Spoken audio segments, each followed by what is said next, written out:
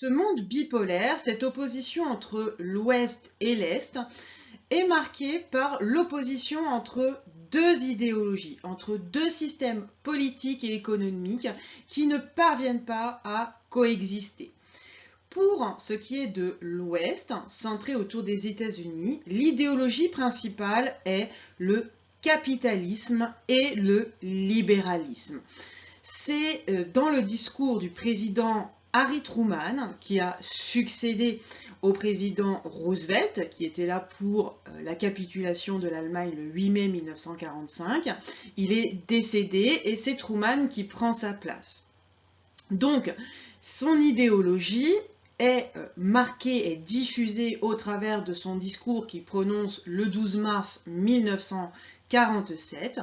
Et on voit bien ici la volonté de promouvoir le libéralisme et le capitalisme. Alors le libéralisme qui repose sur les libertés individuelles, notamment liberté d'opinion et liberté de pouvoir choisir son représentant, c'est-à-dire qu'on a le droit de voter pour un parti de gauche ou un parti de droite, peu importe qu'on soit d'accord ou pas, on a le droit de faire son choix, on est libre. On le voit clairement dans le discours de Truman qui nous montre que les institutions sont libres, qu'il y a des gouvernements représentatifs et que les élections sont libres et que les libertés individuelles sont garanties, que ce soit la liberté d'expression, la liberté de religion. Donc on retrouve plusieurs fois ce terme de liberté qui est fondamental pour les États-Unis puisque notamment leur symbole c'est la statue de la liberté. Donc la valeur fondamentale pour les États-Unis c'est la valeur de liberté qu'ils chérissent et qu'ils se doivent de défendre. Dans la suite de son discours, Truman dénonce l'idéologie communiste qu'il compare à un système qui est basé sur la terreur, sur l'oppression, sur le fait qu'il y ait de la propagande et de la censure, ce que l'on voit ici, que les élections sont dirigées, finalement qu'il n'existe qu'un seul parti et que ce seul parti gagnera forcément les élections qui sont truquées et que par conséquent, dans ce pays où le communisme dirige, il n'y a pas de liberté individuelle. Donc on voit bien que les deux idéologies, pour Truman, ne peuvent pas coexister puisque l'un est basé sur la liberté et que l'autre supprime les libertés. Donc on voit que pour Truman, les deux systèmes ne peuvent pas coexister. Il ne faut pas oublier également que pour les États-Unis, le système économique qui s'impose, c'est le capitalisme. Le capitalisme est un système économique qui repose sur le fait que chacun a le droit d'investir, de posséder une usine ou un moyen de production et peut ensuite s'enrichir grâce à ce qu'il a fondé. Peu importe l'entreprise que vous possédez, vous avez le droit d'en tirer des bénéfices.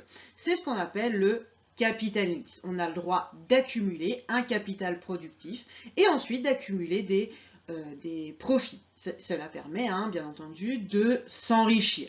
Donc ici, on est vraiment dans un système qui défend les libertés d'expression, liberté de circulation, liberté d'opinion, c'est le pluripartisme, on a le droit de choisir son représentant, mais également la liberté d'avoir une propriété privée, la liberté d'avoir un moyen de production et la liberté de pouvoir s'enrichir grâce à ce moyen de production.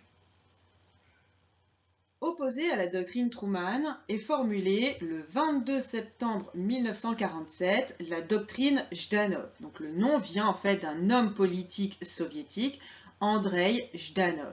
Cette doctrine repose essentiellement sur le communisme qui défend la lutte des classes et l'idée que le prolétariat doit arriver au pouvoir, que ce sont ceux qui travaillent qui doivent avoir le pouvoir et non pas uniquement les patrons qui s'enrichissent grâce à la propriété privée. Rappelez-vous, dans le communisme, il n'y a pas de propriété privée, c'est la collectivisation et la nationalisation qui priment. C'est l'État qui possède le moyen de production et ensuite le prolétariat peut en bénéficier. Dans le texte de la doctrine Jdanov, on voit clairement que les États-Unis et leurs alliés qui adoptent l'idéologie capitaliste et libéraliste deviennent leurs ennemis. Comme c'est formulé à la ligne 3, les États-Unis, l'Angleterre et les États qui leur sont proches deviennent des ennemis dangereux. Et bien entendu, ils deviennent dangereux non seulement pour leur système économique, mais également pour le système politique.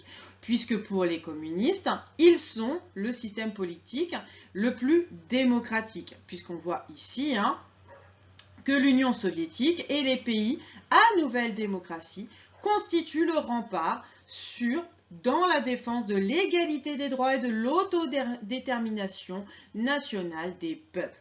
Alors que, on l'a bien vu, avec le stalinisme, on est véritablement dans un pouvoir totalitaire et dans une dictature. Il n'y a qu'un seul parti, pas de possibilité d'élire un autre parti.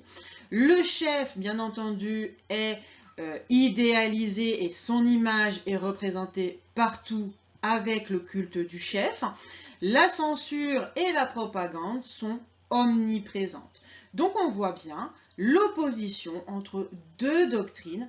D'un côté, la doctrine Truman avec le capitalisme et le libéralisme, l'idée de liberté, et de l'autre côté, le communisme avec un système politique et économique radicalement différent.